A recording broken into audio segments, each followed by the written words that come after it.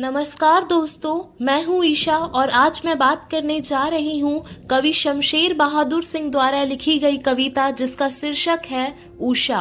इस कविता में कवि ने सूर्योदय से पहले यानी भोर के समय में हर पल बदलते आसमान और सुबह के वातावरण का बहुत ही सुंदर चित्रण किया है।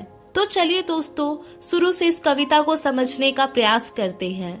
प्रस्तुत पंक्तियों में कवि को सूर्योदय से पहले यानी भोर के समय का आसमान बहुत ही गहरा नीला दिखाई दे रहा है और यह आसमान किसी नीले शंख के जैसा प्रतीत हो रहा है। मतलब आसमान में छाया हुआ गहरा नीलापन कवि को किसी नीले शंख के जैसा बहुत ही पवित्र और सुंदर दिखाई दे रहा है। धीरे धीरे सुबह में आसमान गहरे नीले से गहरा स्लेटी होने लगता है और गहरे स्लेटी रंग का यह आसमान कवि को ऐसा प्रतीत होता है जैसे राख से किसी ने चौके मतलब खाने बनाने की जगह को लीप दिया हो, जिस कारण वो अभी भी गीला पड़ा है।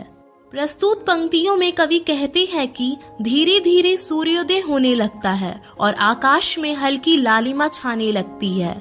अब स्लेटी रंग में सूर्य की लालिमा का लाल रंग मिला आकाश कवि को ऐसा प्रतीत होता है जैसे किसी ने काले सील पर मतलब मसाला पीसने का पत्थर पर लाल केसर पीसकर उसे धो दिया हो।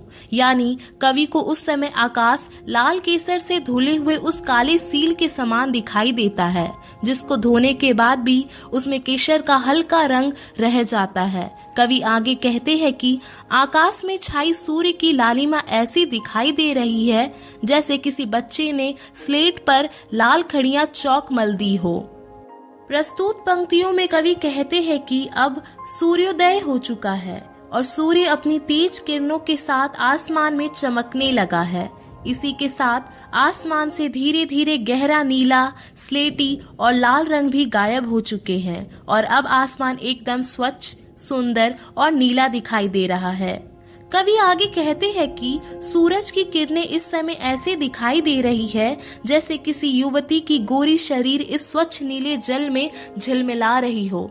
दरअसल यहाँ पर कवि ने नीले आसमान की तुलना नीले जल से और सूरज की किरणें की तुलना गोरी युवती से की है और अब आसमान में चढ़ते सूरज के साथ सम्मोहित कर देने वाले सुबह के आसमान का जादू भी धीरे धीरे खत्म हो रहा है, क्योंकि अब सूर्योदय हो चुका है।